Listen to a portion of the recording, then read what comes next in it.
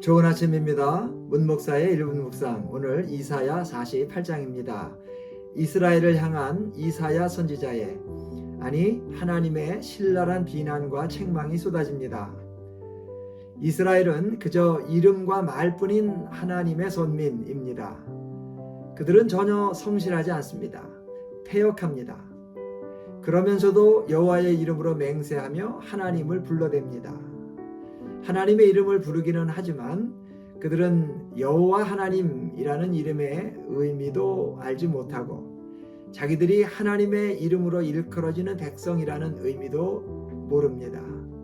그들은 완고하고 완악하며 모태에서부터 배신하고 배역하는 자들이라고 성경은 말씀합니다. 그런데 놀라운 것은 그럼에도 불구하고 이스라엘을 위한 하나님의 구원은 이루어진다 하는 것입니다. 더구나 하나님께서 베푸실 그 구원은 전에는 알지 못하던 새롭고 은밀하며 비밀스러운 구원입니다. 어떻게 이럴 수가 있을까요? 이런 일은 정말이지 세상에는 없는 일입니다. 성경은 말씀하기를 이 구원을 행하시는 원인과 근거는 이스라엘의 선함이 있지 않다 하고 말씀합니다. 그것은 오직 하나님께서 하나님의 이름을 위하여 행하시는 일입니다. 이사야 48장에는 내 이름을 위하여, 내 영광을 위하여, 나를 위하여 라는 말씀이 거듭 반복됩니다. 하나님의 모든 일은 하나님께서 하나님의 이름과 영광을 위하여 하시는 일이라 하는 것입니다. 하나님은 하나님 자신의 이름을 욕되게 방치하지 않으실 것이며 하나님의 영광을 다른 자에게 주지 않으실 것이라고 말씀합니다.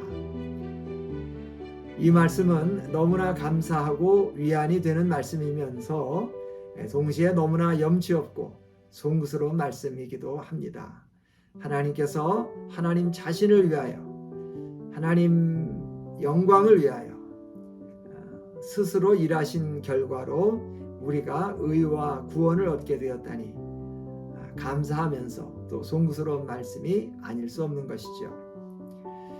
하나님께서 이스라엘을 은처럼 연단하지 않으셨다 하는 말씀이 나오는데 이 말씀은 이해하기가 조금 어려운 말씀입니다.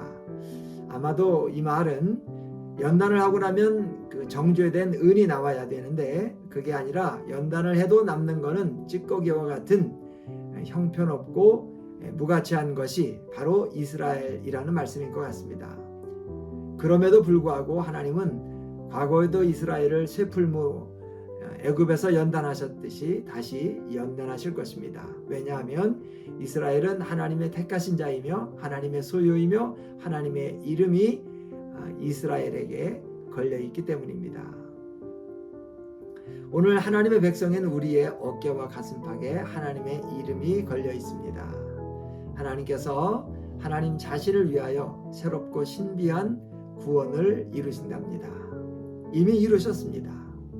그리고 하나님의 이름을 위하여 무가치하고 쓸모없는 우리를 연단하십니다.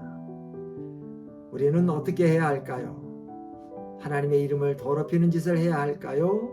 아니면 하나님의 이름을 훼손하지 않는 삶, 하나님의 명예와 영광을 드러내는 삶을 살아야 할까요?